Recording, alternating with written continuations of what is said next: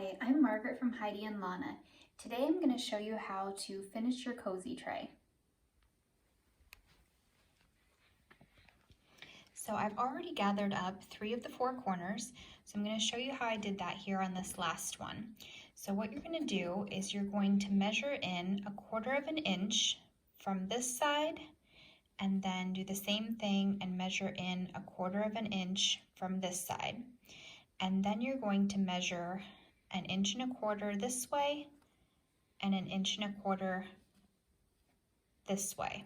So once you found those points, 1/4 of an inch in and 1 1/4 inches from the corner, you're going to take them and pinch them together. And then I put the flat side of the Chicago screw on this side, so I'm going to do the same thing on this one. Insert it into the fabric.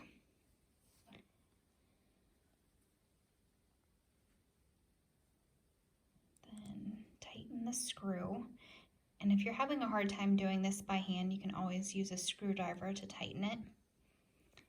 And then another thing that I did to finish this is I used a spray bottle and just dampened along the edge here, and then I just folded that to make it really crisp, and that just makes the edges of the tray stand up really nice.